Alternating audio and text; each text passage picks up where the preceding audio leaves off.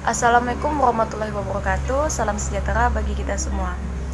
Baiklah, kami dari kelompok NMY akan menjawab pertanyaan-pertanyaan yang telah teman-teman berikan di video kami minggu lalu. Oke, langsung saja ke sesi tanya jawabnya. Untuk pertanyaan pertama dari Raja Konaah, apakah akan berpengaruh jika di dalam prosedur pembayaran gaji tidak disertai tanda terima gaji pegawai? Jika berpengaruh, berikan alasannya. Sangat berpengaruh karena untuk mengetahui apakah pegawai tersebut sudah menerima atau belum atas gajinya, dan kenapa harus disertai tanda terima, karena untuk menghindari hal-hal yang tidak diinginkan. Untuk pertanyaan berikutnya dari Nadia Juminarsih, tunjangan apa saja yang diberikan kepada karyawan di kantor desa Segedong? Untuk tunjangan, ada beberapa tunjangan di kantor desa Segedong. Itu yang pertama, tunjangan dari penghasilan. Yang menerima tunjangan tersebut adalah aparatur desa dan BPD. Yang kedua yaitu tunjangan akhir masa jabatan. Dan yang ketiga yaitu jaminan sosial. Dan pertanyaan selanjutnya yaitu dari Margareta Sri Astuti, apa perbedaan antara pemrosesan gaji dan outsourcing penggajian? Outsourcing penggajian yaitu pemindahan kewajiban penggajian secara penuh kepada entitas atau penyedia lain. Dan untuk pemrosesan gaji melibatkan penentuan gaji sesungguhnya, termasuk objek dan jenis kompensasi lainnya dari seorang pegawai. Kegiatan-kegiatan SDM lainnya dilakukan sendiri oleh Departemen SDM secara internal. Untuk pertanyaan selanjutnya yaitu dari Yuni Kartika dan Dea Demorista, pertanyaannya ini mirip, yaitu tentang tugas masing-masing pegawai yang ada di kantor desa Segedong. Untuk yang pertama yaitu kepala desa bertugas sebagai menyelenggarakan pemerintah desa, melaksanakan pembangunan, pembinaan kemasyarakatan, dan pemberdayaan masyarakat. Dan selanjutnya ada sekretaris desa yang bertugas sebagai membantu kepala desa dalam bidang administrasi pemerintahan. Dan selanjutnya ada KUTU dan umum. Tugasnya adalah membantu sekretaris desa dalam urusan pelayanan, administrasi, pendukung pelaksanaan tugas-tugas pemerintahan. Dan selanjutnya ada KAUP perencanaan yang bertugas sebagai mengkoordinasi urusan perencanaan seperti menginventarisir data-data dalam rangka pembangunan dan menyusun rencana anggaran pendapatan dan belanja desa. Dan selanjutnya ada KAUP keuangan yang mempunyai tugas melaksanakan urusan keuangan yang terdiri atas pengurusan administrasi keuangan, administrasi sumber-sumber pendapatan dan pengeluaran, verifikasi administrasi keuangan, dan administrasi penghasilan tetap kepala desa, perangkat desa, badan permusyawaratan desa atau BPD, dan lembaga pemerintahan desa lainnya. Selanjutnya ada Kasih Pemerintahan yang bertugas sebagai melaksanakan manajemen tata praja pemerintahan, menyusun rencana regulasi desa, pembinaan masalah pertanahan, pembinaan ketentraman dan ketertiban, serta pendataan dan pengelolaan profil desa. Selanjutnya ada Kasih Kesejahteraan. Kasih Kesejahteraan mempunyai tugas yaitu melaksanakan pembangunan sarana prasarana perdesaan, pembangunan bidang pendidikan, kesehatan, dan tugas sosialisasi serta motivasi masyarakat di bidang budaya, ekonomi, politik, lingkungan, hidup, pemberdayaan keluarga, pemuda, olahraga, dan karang taruna. Selanjutnya ada Kasih Pelayanan. Tugasnya adalah melaksanakan penyuluhan dan motivasi terhadap pelaksanaan hak dan kewajiban masyarakat, meningkatkan upaya partisipasi masyarakat, pelestarian nilai sosial budaya masyarakat, keagamaan, dan ketenaga kerjaan. Terakhir ada Kepala Dusun.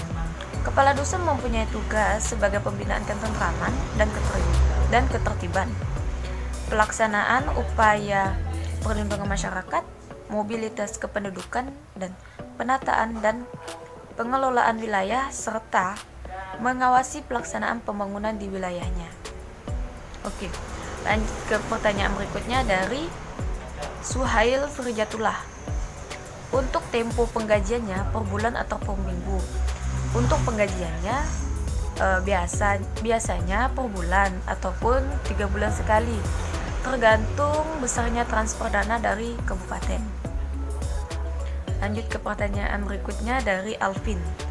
Tolong jelaskan apa itu spesifikasi dokumen masukan dan keluaran. Spesifikasi dokumen masukan adalah semua dokumen yang digunakan sebagai dasar untuk memperoleh data-data yang nantinya akan diproses sehingga menghasilkan keluaran atau output yang diinginkan.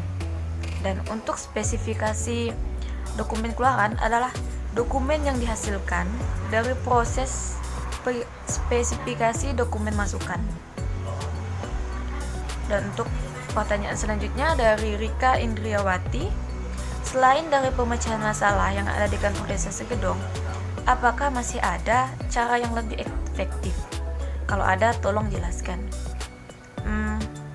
Untuk caranya, kalau bisa, kantor tersebut sudah menggunakan sistem yang telah terkomputerisasi untuk meminimalisasi adanya kesalahan yang disebabkan oleh kesalahan manusia dan juga dapat mengefisiensikan proses kerja agar lebih baik dan cepat. Pertanyaan dari Aldi Fadilah. Apakah staf penyerahan data absen KAUR keuangan pernah memiliki kendala? Jika pernah, tolong jelaskan serta solusinya. Jika kendala, tentu saja pernah. Solusinya dengan mengkoordinir kembali. Jawaban pertanyaan dari Angelika Ramli. Dari sistem penggajian yang manual dan cukup rumit, bagaimanakah cara membenahi sistem khususnya penggajian? Jawabannya adalah harapan kami adalah adanya metode melakukan investasi dengan software khusus. Mengapa? Karena keunggulan dari sistem metode penggajian karyawan yang memakai software khusus ini akan memberikan kecepatan dan ketepatan bagi kantor kepala desa tersebut untuk mengirim slip gaji kepada karyawan ketika masuk deadline. Pertanyaan dari Yuher Talina. Apa saja catatan akuntansi yang digunakan dalam proses penggajian di kantor desa Segedong? Untuk catatan akuntansi yang digunakan dalam proses penggajian, yaitu hanya melihat data absensi, kecuali untuk pembuatan laporannya. Catatan akuntansi yang digunakan ialah pencatatan gaji dan tunjangan yang diterima oleh pegawai. Pertanyaan dari Istiqomah. Sebutkan dan jelaskan cara meminimalisir berbagai risiko dan alternatif pemecahan masalah. Di video kemarin itu sudah, menurut kami sudah sangat cara meminimalisir. Namun jika masih kurang paham, adalah dengan menyimpan semua arsip dan laporan ke dalam komputer, sehingga akan memudahkan dalam mencari data serta dapat mencegah kehilangan data. Kemudian pertanyaan dari Raudatun Nadia. Apakah sistem penggajian di kantor Segedong sudah berjalan atau diterapkan dengan baik? Dan apakah seluruh pengeluaran biaya gaji pegawai selama ini sudah sesuai dengan yang dianjurkan oleh kantor desa Segedong? Jawabannya sudah diterapkan dengan baik. Cuma pencairan dana untuk gaji belum sesuai dengan keinginan kantor desa Segedong karena pencairannya masih bersumber dari kabupaten, kata kepala desa. Pertanyaan Ahmad Nur Hasan. Tolong jelaskan mengenai penggajian setiap tanggal berapa karyawan harus menerima gaji, serta apa saja pemotongan yang diwajibkan untuk penggajian karyawan. Untuk tanggalnya sih kadang sesekali di awal bulan, itu pun tergantung besaran transfer dana dari kabupaten. Untuk pemotongan tidak ada karena aparatur desa masih di bawah PTKP. Apa itu PTKP? PTKP itu penghasilan tidak kena pajak. Pertanyaan dari Nurjanatin Mubina. Dari permasalahan yang timbul untuk poin nomor 2 dan 3 tentang sistem penggajian cara manual yang rumit, tolong sebutkan dan jelaskan masalah yang timbul. Masalah yang timbul di sini, masalah yang timbul dari sistem penggajian cara manual ialah bisa saja cenderung untuk menimbulkan human error.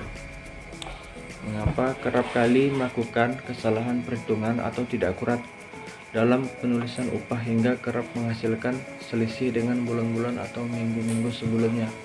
Tentu saja hal ini sangat berisiko.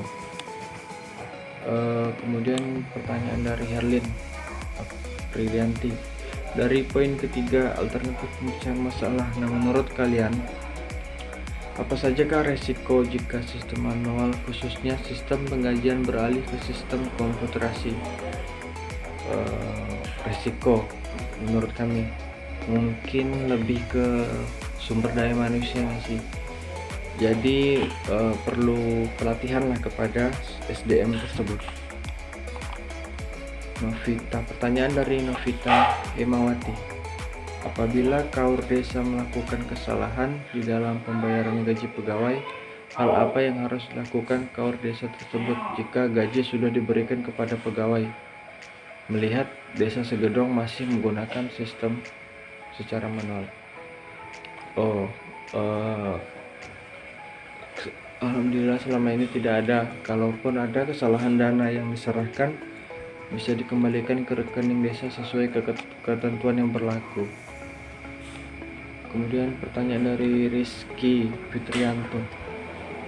Jelaskan dalam perhitungan gaji yang dilakukan oleh KAUR jika salah satu karyawan tidak terabsensi atau jumlah karyawannya sedikit. Apakah gaji pegawai tersebut dipotong oleh pihak KAUR? Jawabannya, pemerintah desa sangat berdekatan dengan masyarakat sekitar.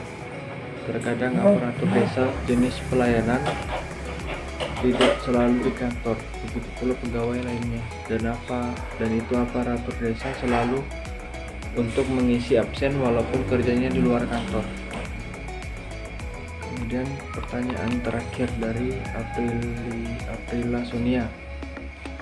Dalam proses bisnis sistem berjalan pada prosedur pembayaran gaji aparatur desa, selain gaji pokok yang diperoleh, apakah ada gaji untuk menanggung fasilitas atau uang tambahan? Ada. Contohnya tentu saja biaya untuk perjalanan dinas, pelaksanaan teknis, kemudian honor atas kegiatan-kegiatan yang berhubungan dengan kegiatan desa.